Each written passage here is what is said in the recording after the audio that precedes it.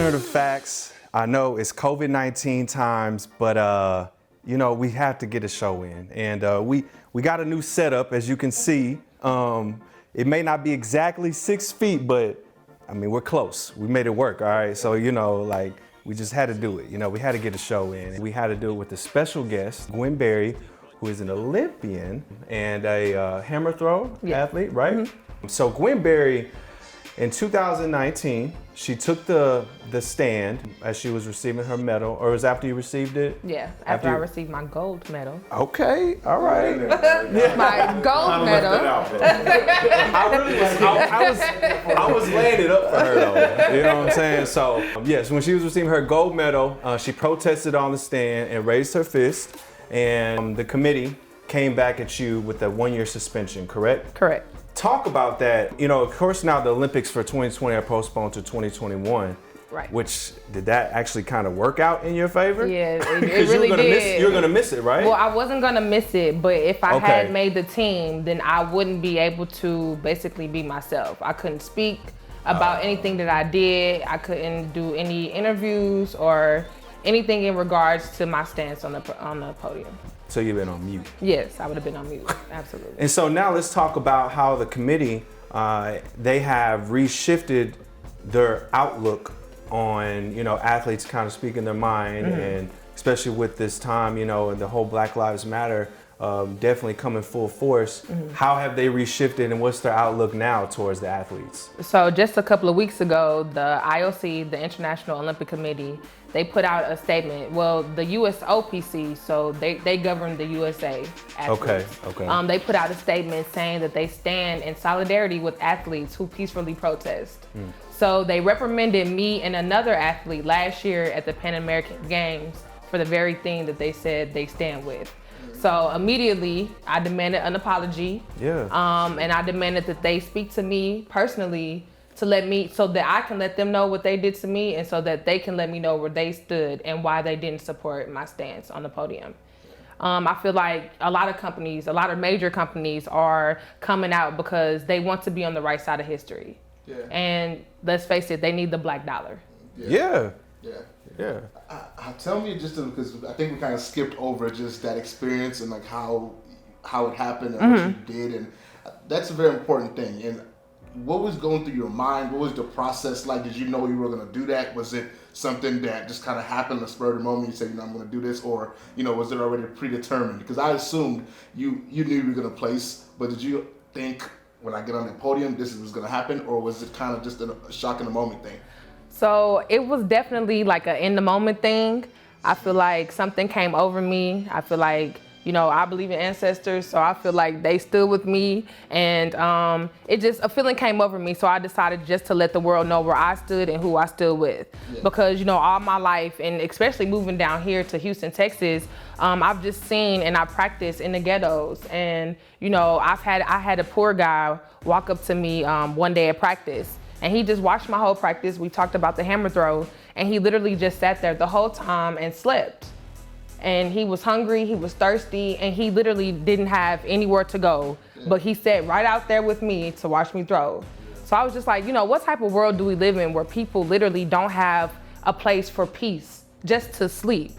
And, you know, that was the last straw for me. So when I went to the Pan American Games, when I was there, it was a lot of shootings back here in America when I was there. And something else had happened to where I was just like, you know what, you know, I'm just tired of this. So on the podium, it was not a plan to do it, but I just feel like I just had to.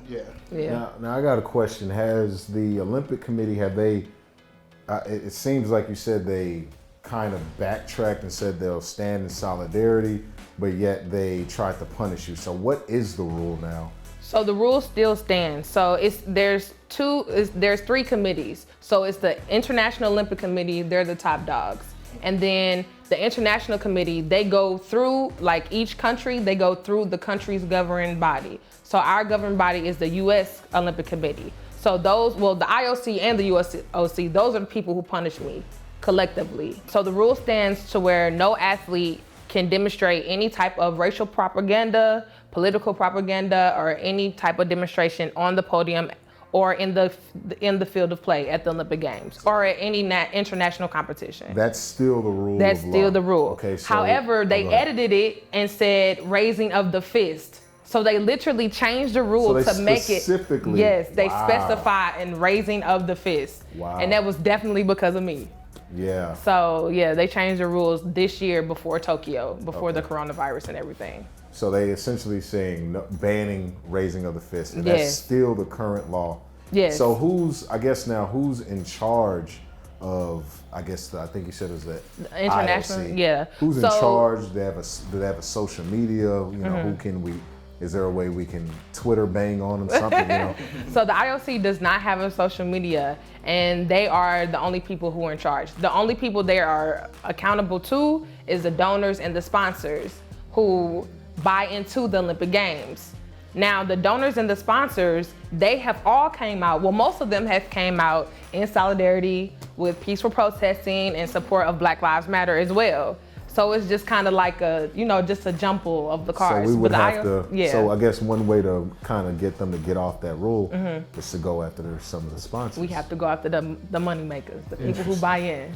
Interesting. Because I guess I was it trying all to get. boils I was down trying to the get money. there. It all boils down to the money. Just like Get all these there. companies shifting their voice now, Right. because they're affected by the dollar.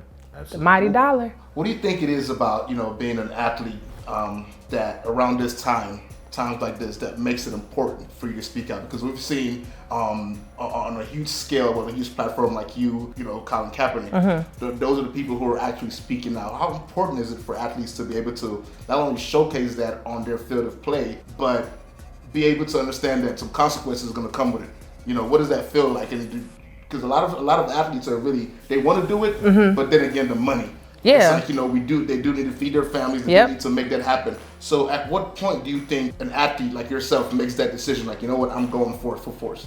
I feel like for myself, I don't make millions of dollars like the basketball players and the football players. And I honestly did not think what I did would blow up like it did. Not to say that I regret it, but I just didn't think it would be that big because I'm a hammer thrower. It's track and field. Like, literally no one knows what that is. But I do feel like Colin Kaepernick, I think he had the right approach. He was a football player for a long time. He built up money, he had banking contracts, and then, when the world needed it most, he took the stance and he lost everything. But, all in all, he still had the money to, Know Your Rights campaign and, do all of his activism. So, and of course, I feel like a lot of athletes, because of the money that they can lose and the sponsorships they can lose, they don't say anything. So me and Kaepernick, we literally did what we did when it wasn't popular to do it. But I do feel like because of that, now athletes are more encouraged to speak out because there's companies and their sponsorships are speaking out. So I think it's more safe. Yeah. But I think that's the biggest thing. The first thing that anybody can do when they're threatened by your power or your voice is take away your financial stability. And that's what they do here in America. That's the number one thing that they do. So speaking of that, when it comes down to the NBA, probably starting in the end of July, baseball cranking back up, how should these athletes approach this? Because you have some people that are speaking out like Kyrie and other NBA stars that are saying, I'm not really trying to play. Yeah. There's a reason that makes it more important. Absolutely. They feel like, them playing disrupts the agenda, the process, us moving forward with what we're trying to do. How do you feel, how do you feel about that? Just piggybacking on what Corey said. I do feel like Kyrie is on the right path. I feel like if you think about it, absolutely, probably 85% of all professional athletes here in America are Black. Let's just be real. So, yes, and we make the sports interesting. We bring the dollars, we bring the people, we bring the excitement. We are the excitement, we are the actors in the circus, basically, right? And people capitalize off of us. Our talents, our genetics, our composure, our stories, our struggles and our triumphs. So if we do not play, if we do not show up, and if we do not take people's minds off of what we need to do as a Black community going forward, then that will make a statement. They hit our pockets, we need to hit theirs. this is a way that we hit their pockets too. Yeah. And I tried to reach out to LeBron James on Twitter, you know, because he hadn't put out a statement and he said he's having a hard time trying to figure out what or what not to do to stand in solidarity with our community and push our agenda. Yeah. And I told him, don't play, because if LeBron James says no, everybody else will follow. Everybody else will follow. So I think as a fan and as an analyst that watches the sport, you know, selfish reasons, you're like, yeah, I still want to see them ball. I still want to see them hoop. But if everybody asks deep down the side, it's going to be a distraction. It is. Let's just call it what it is. It's it. going to be a distraction if it comes back. And because it's not coming back within normal terms. If it came back like in April, May, that's different because that's normally when they play. Right. But it's coming they're back. like forcing a 3-month Absolutely. season. They're So coming think back about in it. July. It's Like, gonna be think running about with it. football. That's going to be something special. Yeah. That's going to be hitting all the news reels. Absolutely. I mean, because you think station. about how much progress has been made Yeah. within Absolutely. literally in the last few weeks.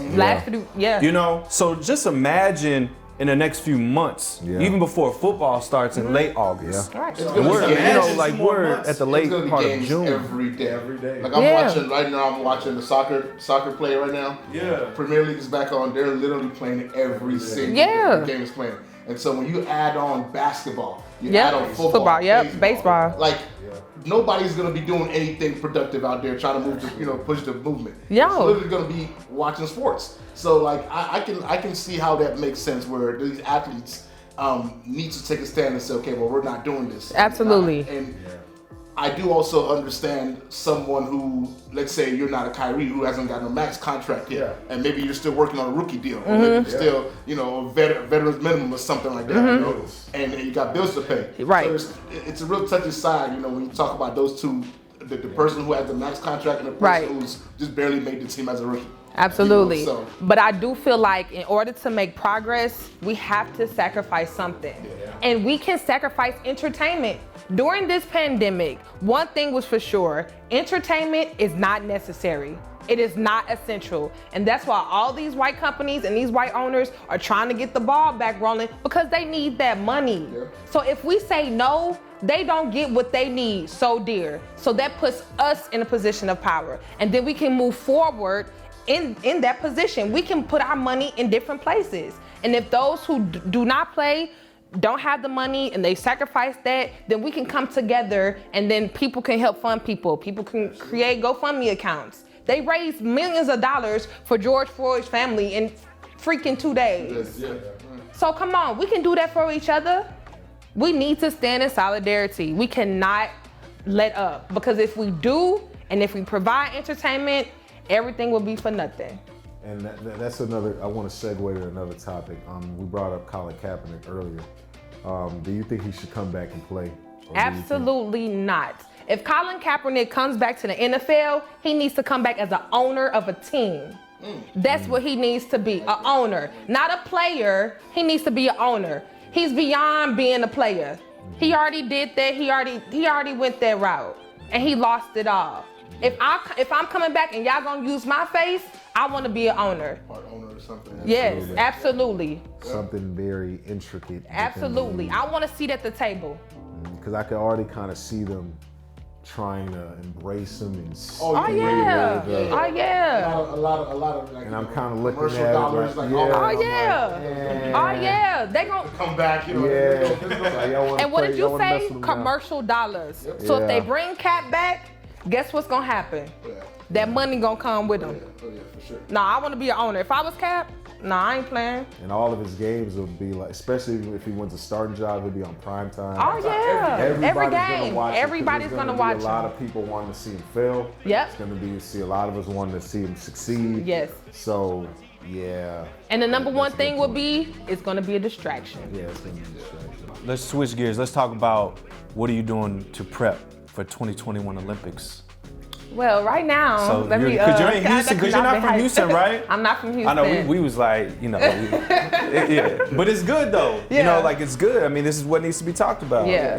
So. So I actually moved here to Houston because the weather for me and for my event, being outside all year round is necessary. And Houston never gets cold. It probably gets cold 2 days out of the year. Yeah. To me, being from up north. Yeah. Yeah, so right now, you know, I train almost every day. I'm doing a system where I train hard for 3 days and I have 1 day off. So that's kind of my system. I'm up in the woodlands and I'm lifting, throwing, you know, trying to stay disciplined, drinking a lot of water, and, you know, I'm just going hard. Okay. Because I want to be on that podium. Yeah. Facts. 2021, Gwen Berry. Are you ranked in the world? Yes, I'm number 3 in the world. Ooh. Yep. Oh yeah, so she gonna be on the podium. Yeah. You know? Yeah, that's my current ranking. We're gonna be there watching it. So yeah, definitely. Well, we appreciate you coming on. Thank you for having me, This guys. was like a really good This topic, was really good good talk. conversation. Really good So we appreciate y'all. Thank you for tuning in. Gwen Berry, thank you again. And we'll see y'all next time. Thank you.